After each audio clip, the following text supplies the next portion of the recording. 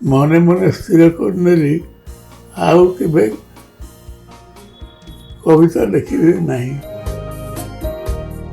ଜଳଖିଆ ଖାଇବା ଟଙ୍କାରେ ଆପଣ ବହି କିଣୁଥିଲେ। ପାଠ୍ୟ ପୁସ୍ତକ ତ ବାପା କିଣି ଦିଅନ୍ତି।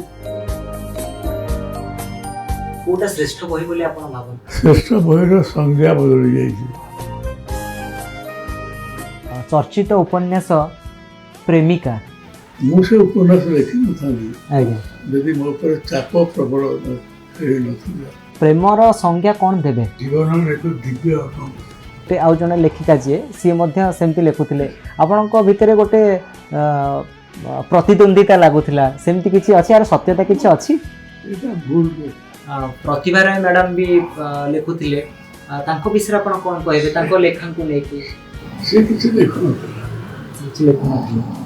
ବିଭୂତି ପଟ୍ଟନାୟକ କାହାକୁ ପଢ଼ନ୍ତି ବେଶୀ? କାହାଙ୍କ ଲେଖା ବିଭୂତି ପଟ୍ଟନାୟକଙ୍କୁ ଭଲ ଲାଗେ? କହିବା ଠିକ ହବନି। ଆଜ୍ଞା। ପାପ ବୋଲି କାହାକୁ କହିବେ? ପାପର ସଂଜ୍ଞା କ'ଣ? ପାପ ଆଉ ପୁଣ୍ୟ ଆପଣଙ୍କ ଜୀବନରେ କ'ଣ ଅଫସୋସ ରହିଗଲା ଭାବୁଛନ୍ତି? ଅଫସୋସ ରହିଗଲା। ମୁଁ ଆଜି ଯାହାଙ୍କ ପାଖରେ ବସିଛି ସେ ହେଉଛନ୍ତି ଜଣେ ଜୀବନ୍ତ କିମ୍ବଦନ୍ତୀ, ବିଶିଷ୍ଟ ଔପନ୍ୟାସିକ ଶ୍ରୀଯୁକ୍ତ ବିଭୂତି ପଟ୍ଟନାୟକ। ସାର୍ ନମସ୍କାର। ଆପଣଙ୍କର ଏତେ ଅସୁସ୍ଥତା ଭିତରେ ବି ଆପଣ ଆମକୁ ସମୟ ଦେଇଛନ୍ତି, ସେଥିପାଇଁ ଆପଣଙ୍କୁ ଧନ୍ୟବାଦ। ମନେ ପଡ଼େ ସେ ପିଲାଦିନ କଥା, ସେଠି କେତେ ଦିନ ବିତେଇଥିଲେ ଆପଣ? ଏ ତ ସବୁ ଜୀବନ ସ୍ମୃତି। ଆଜ୍ଞା। ମୁଁ ଯେତେବେଳେ କ୍ଲାସ୍ 9ରେ ପଢ଼ୁଥିଲି ଶ୍ରୀକୃଷ୍ଣ ଏକାଡେମୀରେ, ଆଜ୍ଞା। ସେତେବେଳେ ମୋର ଗୋଟେ ଶିଶୁ କବିତା ପ୍ରଜାତନ୍ତ୍ର ମୀନା ବଜାରରେ ଛପା ହେଇଥିଲା ଏବଂ ସେଇ ଯେଉଁ କବିତା ସେଇଟା ଆମ ଗାଁରେ ଗୋଟେ ଚହଳ ପକେଇଲା। ସେ କବିତାର ନାଁ ଥିଲା ଗାଁ ଟାଉଟର। ଜଣେ ମୋର ଅଭିଭାବକ ଭଳି ଦାଦା ହିସାବ ହେବେ, ସିଏ ତ ଭାବିଲେ ଏଇଟା ମୁଁ ତାଙ୍କୁ ଲକ୍ଷ୍ୟ କରି ଲେଖିଛି ଏବଂ ସେଥିରେ ଗାଁରେ ନିଶା ବସିଲା। ବାପା ଜାଣିନଥିଲେ ଯେ ମୁଁ କବିତା ଲେଖା ଲେଖି କରୁଛି ବୋଲି। କ୍ଲାସ୍ 9 ସେ ଯାହା ଯିଏ ନିଜ ଉପରକୁ ନେଲେ ସେ ପ୍ରସଙ୍ଗ, ସେ କହିଲେ ଏଇଟା ବିଭୁ ଜାଣି ଶୁଣିକିରି ମୋତେ ବଦନାମ କରିବା ପାଇଁ ଲେଖିଛି। ମୁଁ ଯେତେ ବୁଝେଇଲି ସେ ବୁଝିଲେ ନାହିଁ। ସେ କହିଲେ ତୁ ଯଦି କ୍ଷମା ନ ମାଗିବୁ ତାହେଲେ ମୁଁ କୋର୍ଟକୁ ଯିବି। ମୁଁ କ୍ଷମା ମାଗିବି କାହିଁକି? ମୁଁ ତ କିଛି ଦୋଷ କରିନି। ମୁଁ ଯେତେବେଳେ ଜିଦ୍ ଧରି ବସିଲି ଯେ ନା ମୁଁ କ୍ଷମା ମାଗିବି ନାହିଁ, ବାପା ନିଜ ତରଫରୁ କହିଲେ ମୁଁ ତା ତରଫରୁ କ୍ଷମା ମାଗୁଛି। ଏଇଟା ମୋତେ ବହୁତ ବାଧିଲା। ମୋ ଆଖିକୁ ଲୁହ ଆସିଯାଇଥିଲା। ଗାଁରେ ଯେଉଁ ନିଶା ପରେ ଯେଉଁମାନେ ଥିଲେ ସେମାନେ ମଧ୍ୟ ଏଇଟାକୁ ପସନ୍ଦ କଲେ ନାହିଁ। ଆମେ ବାପ ପୁଅ ଦୁଇ ଜଣ ଯାକ ନିଶା ପସାରି ଆସିଲୁ। ମୁଁ ମନେ ମନେ ସ୍ଥିର କରିନେଲି ଆଉ କେବେ କବିତା ଲେଖିବି ନାହିଁ। କାରଣ ମୋ ଯୋଗୁଁ ମୋ ବାପା ଅକାରଣରେ କ୍ଷମା ମାଗିଲେ। ଆମେ ଦୁଇ ଜଣ ଯାକ ରାତି 8ଟା ଖଣ୍ଡେ ହେବ ଦୁଇ ଜଣଙ୍କ ପାଦ ଶବ୍ଦ ଶୁଣୁଛୁ, କିନ୍ତୁ କେହି କିଛି କାହାକୁ କହୁନୁ। ଆମ ଘରଟା ଗାଁ ମୁଣ୍ଡରେ। ଗାଁ ପାଖରେ ବି ଗୋଟେ ଆପଣଙ୍କର ପୋଖରୀ ଅଛି? ହଁ।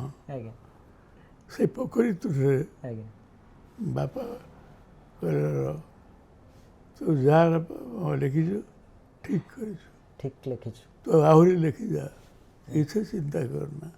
ଏହା କହିକିରି ସେ ଯେଉଁ ଏଣ୍ଡି ଚାଦରଟା ଘୋଡ଼େଇ ଦେଇଥିଲେ ସେଇଟା ଆଣି ମୋତେ ଘୋଡ଼େଇ ଦେଲେ। ସେ ତ ବାପା ଯେତେବେଳେ କ୍ଷମା ମାଗିଲେ ମୋ ଆଖିକୁ ଲୁହ ଆସିଥିଲା, କିନ୍ତୁ ଏଠି ପ୍ରକୃତରେ ମୁଁ କାନ୍ଦି ପକେଇଲି। ପ୍ରକୃତରେ କାନ୍ଦି ପକେଇଥିଲେ ସେତିକି ବେଳେ ବାପାଙ୍କର ସେ କଥା ଶୁଣିକି। ଗାଁର ସେଇ ଗୋଟିଏ ସ୍ମୃତି ସାରା ଜୀବନ ମୋତେ ଅନୁପ୍ରାଣିତ କରିଛି ସାହିତ୍ୟ ଲେଖିବା ପାଇଁ। କେହି ଜଣେ କହିଥିଲେ ମାଷ୍ଟରଙ୍କ ପୁଅ କବିତା ଲେଖିକି ବଦନାମ କଲାଣି, ସେଇ କଥାଟା ଆପଣ କହିଲେ ଯେଉଁ ଗାଁ ଟାଉଟର କବିତାଟାକୁ ନେଇକି। ତାପରେ କେମିତି ହେଲା, ଆପଣ ଉପନ୍ୟାସକୁ କେମିତି ଆସିଲେ, କାହିଁକି ଉପନ୍ୟାସକୁ ବାଛିଲେ? ସାହିତ୍ୟ ଆଜ୍ଞା ମୋର ପ୍ରବୃତ୍ତି ନଥିଲା, ଆଜ୍ଞା କିନ୍ତୁ ଏଇ ଗୋଟିଏ ଘଟଣା ବାପାଙ୍କର ପ୍ରୋତ୍ସାହନ ମୋତେ ଠିକ୍ କଥାକୁ ନେଇକି ସାହିତ୍ୟ ଲେଖିବା ପାଇଁ ପ୍ରେରଣା ଦେଲା। ତାପରେ ମୁଁ ଆଉ ପଛକୁ ଫେରି ଯାଇନି। ଜଳଖିଆ ଖାଇବା ଟଙ୍କାରେ ଆପଣ ବହି କିଣୁଥିଲେ, ମନେ ପଡ଼େ ସେଦିନ କଥା ଯେ ଜଳଖିଆ ଖାଇବାକୁ ଦିଆହେଇଥିବ, ସେ ଟଙ୍କା ଆପଣ ରଖିଥିବେ, ତାକୁ ସାଇତିକି ରଖିଥିବେ, ସେ ଟଙ୍କା ନେଇକି ଆପଣ ବହି କିଣୁଥିଲେ? କେତେଟା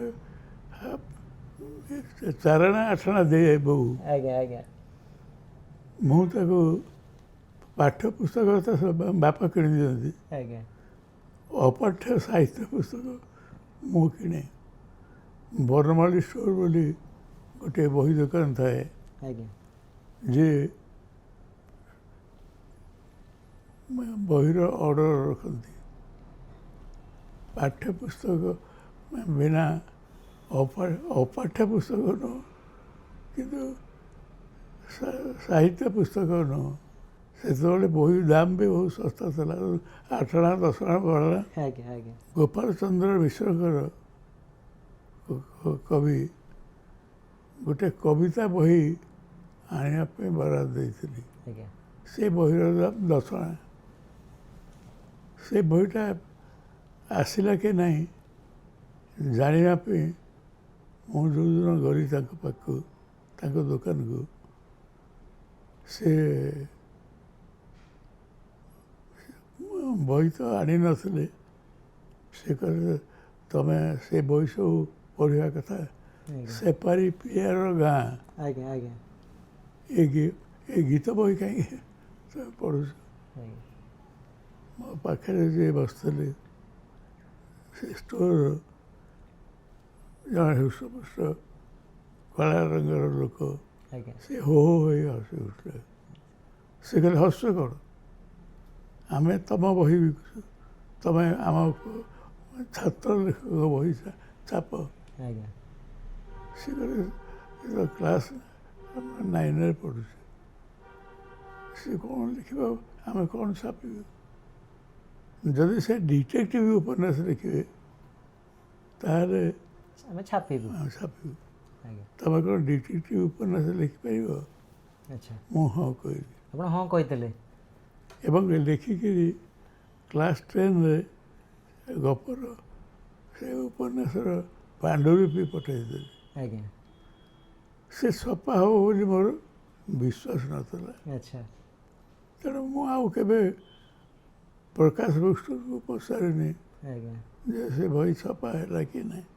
ଆଜ୍ଞା ଯେତେବେଳେ କଲେଜରେ ପଢ଼ିବା ପାଇଁ କଟକ ଗଲି, ଆଜ୍ଞା ପ୍ରକାଶ ବୁକ୍ଷ୍ଟୋରକୁ ଦେଖିଲି ଯେ ସେଇ ଲେଖକ ସୁଖଦେବ ସାହୁ ଯିଏ ସେଠି ଉପସ୍ଥିତ ଅଛନ୍ତି। ମୋ କୌତୁହଳ ବଶବର୍ତ୍ତୀ ହୋଇ ଆଜ୍ଞା ଯାଇ ତାଙ୍କୁ ପଚାରିଲି, ମୁଁ ଯେଉଁ ବହିର ପାଣ୍ଡୁଲିପି ପଠାଇଥିଲି ସେ ବହି ଛପା ହେଲା? ସେ ସେମିତି ଅନର୍ଗଳ ଆଜ୍ଞା ହସ କହିଲେ ତମେ ଆସନ୍ତା ଶନିବାର ଦିନ ଛପା ବହି କପିରେ। ଆଜ୍ଞା ମୋ ବହିରେ ଛପା ହେଇଛି, ମୁଁ ନେବି ତା କପି। ସେଇ କଥା ମନେ ପଡ଼ିଲେ ଆଜ୍ଞା ମୋତେ ଲାଗେ ଆପଣ ବିପୁଳ ସାହିତ୍ୟ ରଚନା କରିଛନ୍ତି, ବହୁତ ବହି, ପ୍ରାୟ 150 ଉପରେ ବହି। ଆପଣଙ୍କୁ ଲାଗେ କେଉଁ ବହିଟି ଆପଣଙ୍କୁ ବେଶୀ ଭଲ ଲାଗେ, କେଉଁଟା ଶ୍ରେଷ୍ଠ ବହି ବୋଲି ଆପଣ ଭାବନ୍ତି, କେଉଁ ଉପନ୍ୟାସଟି? ଶ୍ରେଷ୍ଠ ବହିର ସଂଜ୍ଞା ବଦଳି ଯାଇଛି। ଆଜ୍ଞା ଗୋଟେ ସମୟରେ ମାନେ ହେଉଥିଲା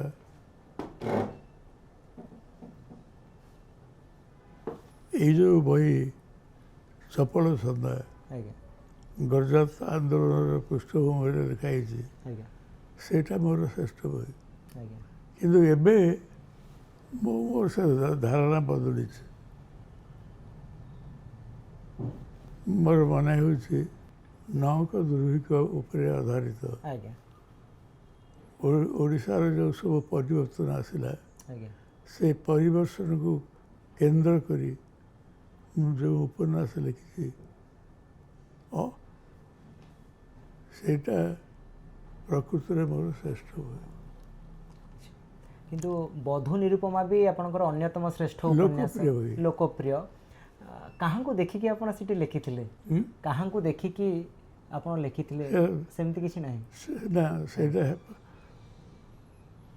ବଧୂ ନିରୁପମା ଆଜ୍ଞା ଫିଲ୍ମ ହବ ବୋଲି ଲେଖା ହେଇଥିଲା, ଆଚ୍ଛା ଆଜ୍ଞା କିନ୍ତୁ ସେ ପ୍ରଡ୍ୟୁସର କୌଣସି କାରଣରୁ ବହିକୁ ଫିଲ୍ମ କରିବା ଅବସ୍ଥାରେ ନଥିଲେ। ଆଜ୍ଞା ଆଜ୍ଞା ଡାଇଲଗ ଯିଏ ଲେଖିଥିଲେ ଗୋପାଳ ସୋଟରାୟ, ସେ କହିଲେ ତମେ ଏ ବହିର ଉପନ୍ୟାସଟା ଲେଖିଦିଅ, ସେ ଯେବେ ଛପା ହେବ ଉପନ୍ୟାସ ଦେଖି ଛପା ହେବ।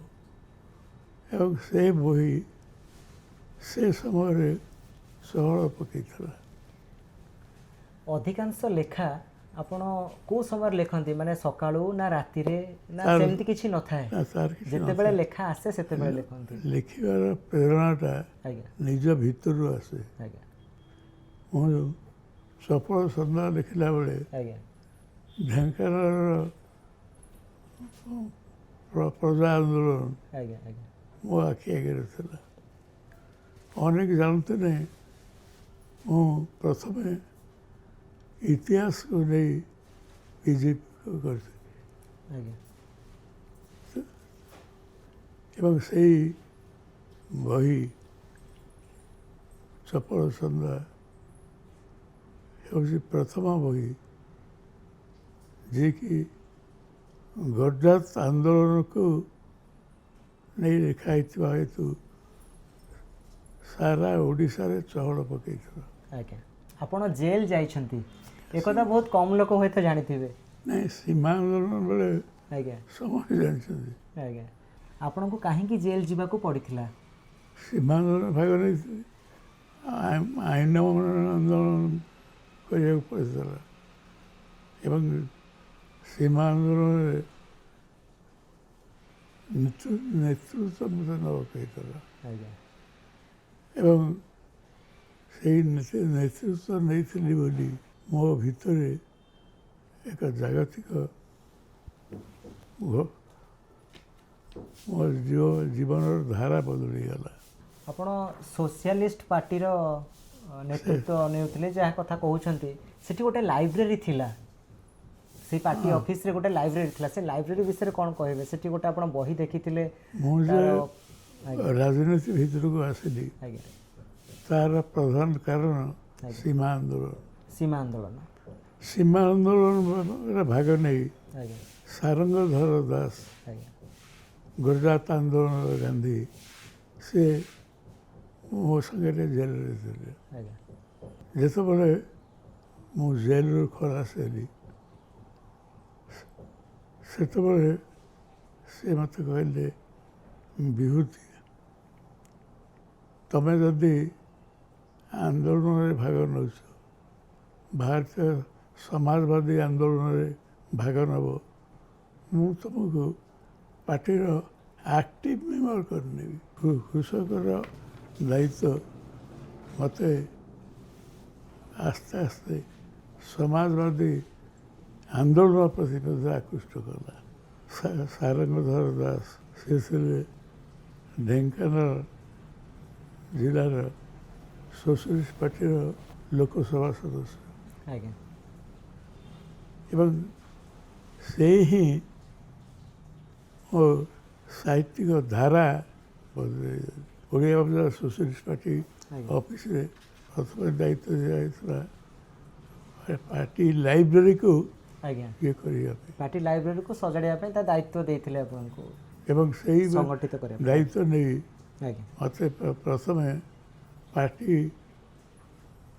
ବିଚାରଧାରା ସହିତ ସଂଘର୍ଷ କରିବାକୁ ହେଲା ଆଜ୍ଞା ଏବଂ ଈଶାନ ପଟ୍ଟନାୟକ ଯୁଗ୍ମ ସମ୍ପାଦକ ଥିଲେ ଓଡ଼ିଶା ସୋସିଆଲିଷ୍ଟ ପାର୍ଟିର। ସେ ମୋତେ ଉତ୍ସାହିତ କଲେ ଯେଉଁ ପାର୍ଟିର ଯେଉଁ ବହି ଅଛି ତାକୁ କେବଳ ପଢ଼ିଲେ ହେବନି, ତାକୁ ମଧ୍ୟ ବୁଝିବାକୁ ହେବ। ଆଜ୍ଞା ସେ କହିଲେ ତୁମେ ସୋସିଆଲିଷ୍ଟ ପାର୍ଟିର ମୂଳ କଥାଟା ବୁଝିନ, ଆଜ୍ଞା ଆମେ ମଣିଷକୁ ବଦଳାଇବାକୁ ଚାହୁଁଛୁ ଏବଂ ଯଦି ମଣିଷ ଯଦି ନ ବଦଳେ, ବ୍ୟକ୍ତି ଯଦି ନ ବଦଳେ, ବ୍ୟଷ୍ଟିରେ ପରିଣତ ନ ହୁଏ, ତାହେଲେ ପାର୍ଟି ଉଧେଇ ପାରିବନି। ଆଜ୍ଞା ଆଜ୍ଞା ତେଣୁ ସେ ବହି ପ୍ରକୃତରେ ମୋତେ ବଦଳାଇ ଦେଲା। ତାଙ୍କୁ ମୁଁ ମୋର କେଶବତୀ କନ୍ୟା ଉତ୍ସର୍ଗ କରିଛି। ଆଜ୍ଞା ମୁଁ ଏବେ ମଧ୍ୟ ତାଙ୍କ ପାଖରେ ଋଣୀ ଆଜ୍ଞା ଯେ ତାଙ୍କର ପ୍ରୋତ୍ସାହନ ଥିଲା ବୋଲି ଆଜ୍ଞା ମୁଁ ଆଜି ଏଇଭଳି ଆଉ ଏକ ଚର୍ଚ୍ଚିତ ଉପନ୍ୟାସ ପ୍ରେମିକା, ବିଶେଷ କରି ଏହା ଟିନ୍ ଏଜରଙ୍କୁ ଯୁବକ ଯୁବତୀଙ୍କୁ ବେଶୀ ଭଲ ଲାଗିଥାଏ। ବହୁତ ପାଠକ ପାଠିକାକୁ ପସନ୍ଦ କରିଛନ୍ତି। ତାର ପ୍ରଥମରୁ ଲେଖା ଅଛି, ତୁମ ଦେହର କେଉଁ ଅଂଶକୁ କିପରି ଭାବରେ ସ୍ପର୍ଶ କଲେ ତୁମ ନୟନ ଦୁଇଟି ମୁଦ୍ରିତ ହୋଇଯାଏ, ତାହା ମୁଁ ନିଜେ ଆଖି ବନ୍ଦ କରି କହିଦେଇପାରେ। ଆପଣ ଯେତେବେଳେ ଲେଖିଥିଲେ ସେଇ ଧାଡ଼ି ସବୁ, ଏଇ ଶବ୍ଦ ଧାଡ଼ି ସବୁ, ସେଇ କଥା ମନେ ପଡ଼ୁଛି ସାର୍? ସେଇ ସମୟ କଥା ମନେ ପଡ଼ୁଛି?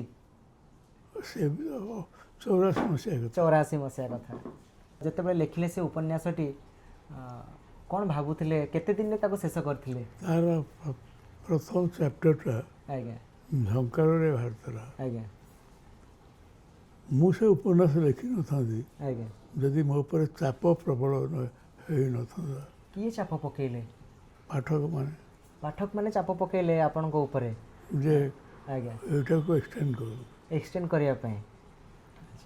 ଆଉ ସରୋଜ ରଞ୍ଜନ ମହାନ୍ତି ଆଜ୍ଞା ଝଙ୍କାରର ଯେ ପରିଚାଳନା ସମ୍ପାଦକ, ଆଜ୍ଞା ସେ ଆପଣ ଏଇଠୁ ଆରମ୍ଭ କରନ୍ତୁ, ଆଜ୍ଞା ଏଇଟାକୁ ଏକ୍ସପାଣ୍ଡ କରନ୍ତୁ। ସେ ଏକ୍ସପାଣ୍ଡ କରିବା ଭିତରେ ଏଇ ଯେଉଁ ପ୍ରଥମ ଗଳ୍ପଟା ବାହାରିଥିଲା, ଆଜ୍ଞା ତା ନାଁ ଥିଲା ପ୍ରେମିକା। ଆଚ୍ଛା ଅନେକ ଆଡ଼ୁ ଚିଠି ଆସିଲା। ଆଜ୍ଞା ତ ଲେଖୁ ଲେଖୁ ଲେଖି ହେଇଗଲା, ଆଜ୍ଞା କିନ୍ତୁ ଛାପିବା ସହଜ ହେଲାଣି। ଆଜ୍ଞା ହାବଲର କେଲିସଙ୍କ ସାଇକୋଲୋଜି ଅଫ୍ ସେକ୍ସ, ଆଜ୍ଞା ଯେଉଁଟାକୁ ଆଣିକି ସୋସିଆଲିଷ୍ଟ ପାର୍ଟି ଅଫିସର ଯେଉଁ ଲାଇବ୍ରେରୀରେ ଯେଉଁଟା ଆପଣ ପାଇଥିଲେ, ଯେଉଁ ବହିଟି ଆପଣ ଏବଂ ପାଇଥିଲେ, ସେ ବହିର ଇନଫ୍ଲୁଏନ୍ସ ଆଜ୍ଞା ମୋ ଉପରେ ସର୍ବାଧିକ। ମାନେ ଆପଣ କହିବା କଥା, ସେ ଯେଉଁ ବହିଟି ଆପଣ ସୋସିଆଲିଷ୍ଟ ପାର୍ଟି ଅଫିସର ଲାଇବ୍ରେରୀରୁ ପାଇଥିଲେ, ତାର ପ୍ରଭାବ ଆପଣଙ୍କ ଜୀବନରେ ବହୁତ ପଡ଼ିଛି। ଆଉ ବହୁତ ନ ପଡ଼ିଲେ ବି କିଛି ଆଂଶିକ ପ୍ରଭାବ ପଡ଼ିଛି। ତାପରେ ପରେ ହିଁ ଆପଣ ସେଇ ପ୍ରେମିକା ଉପନ୍ୟାସଟି ଲେଖିଥିଲେ।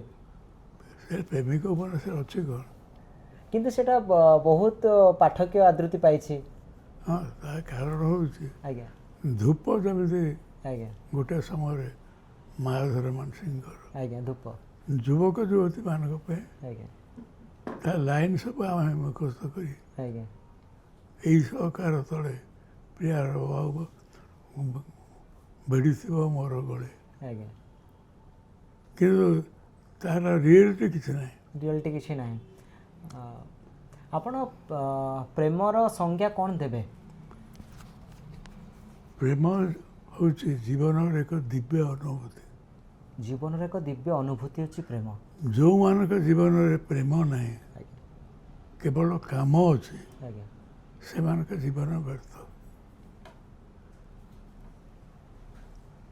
ବର୍ତ୍ତମାନ ଆପଣ ଦେଖୁଥିବେ ଯାହା ବି ସାହିତ୍ୟ ଲେଖାଯାଉଛି, ପ୍ରେମ ଆଧାରିତ ହେଉ, ଯାହା ବି ହେଉ, ସେ ସାହିତ୍ୟର ଆପଣ ଯଦି ମୂଲ୍ୟାଙ୍କନ କରିବେ, କ'ଣ ଆପଣ ପାଉଛନ୍ତି ସେଥିରୁ? କିଛି ନାହିଁ। କିଛି ନାହିଁ।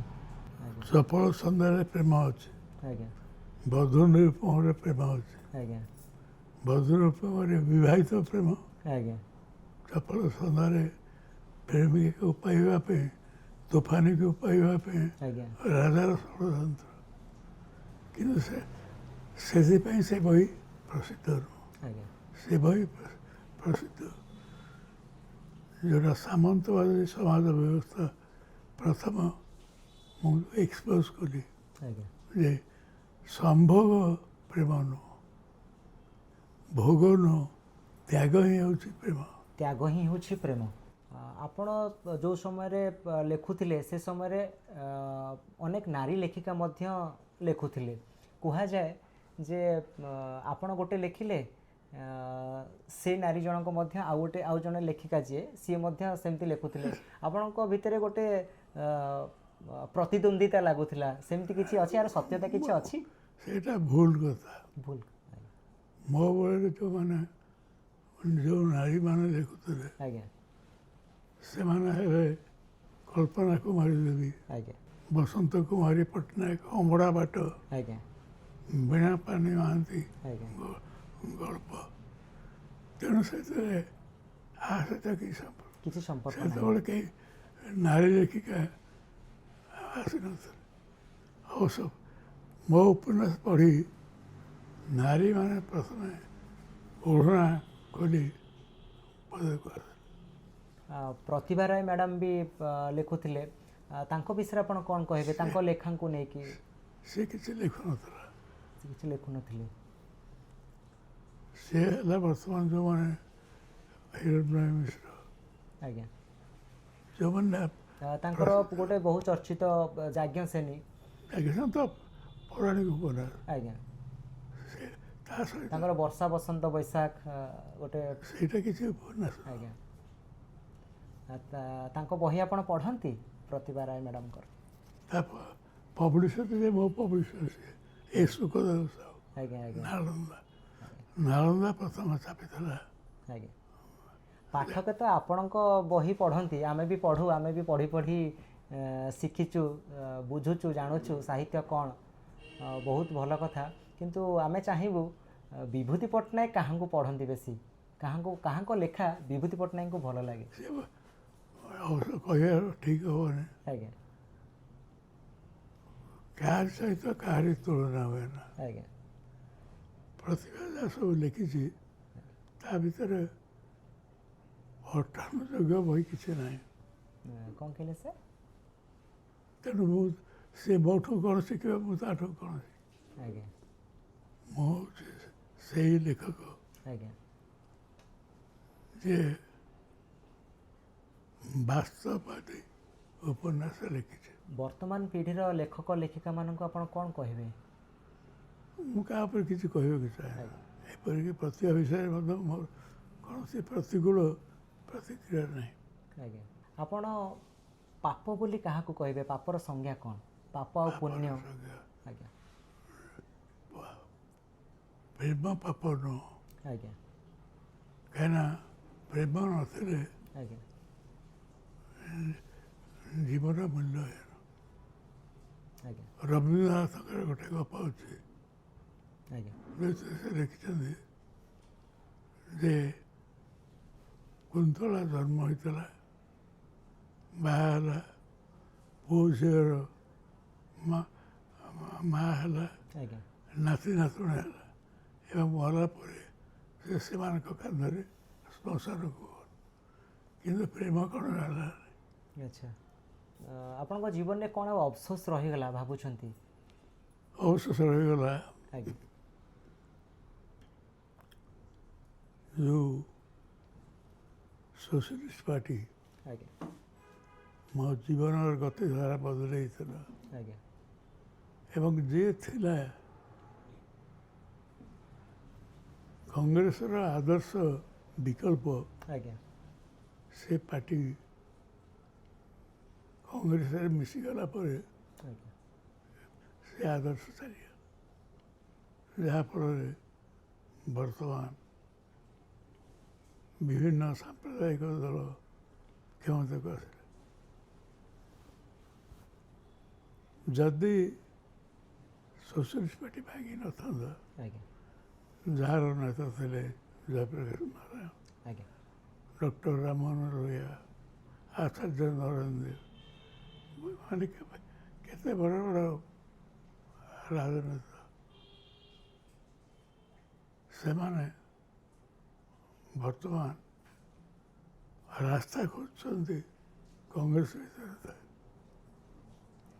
ଆଉ ସେଇ ଅବସୋସ ମୋର କୌଣସି ଦିନ ଯିବନି। ଆପଣ ଜୀବନରେ କେବେ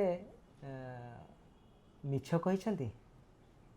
ମିଛ ତ କହିବା ମୋ ଜୀବନ, ମିଛ କହିବା ହେଲା ଆଜ୍ଞା ମୋର ଧର୍ମ। କାହିଁକିନା ସେମାନେ ଫିକ୍ସନ୍ ରାଇଟର, ଆଜ୍ଞା ମିଛ ଏବଂ ସତ୍ୟର ଫେଣ୍ଟାଫେଣ୍ଟି ହେଉଛି ଜୀବନ। ବହୁତ ବହୁତ ଧନ୍ୟବାଦ ସାର୍, ଆପଣ ଆମକୁ ସମୟ ଦେଲେ ଏତେ ଅସୁସ୍ଥତା ଭିତରେ ବି। ତମେ ଯେ ଆସିକିରି ଆଜ୍ଞା ମୋ ଅସୁସ୍ଥତା ସତ୍ତ୍ୱେ ଆଜ୍ଞା ଏ ଇଣ୍ଟରଭ୍ୟୁ ନେଲ, ସେଥିପାଇଁ ମୁଁ ତୁମକୁ ବହୁତ ବହୁତ ଧନ୍ୟବାଦ।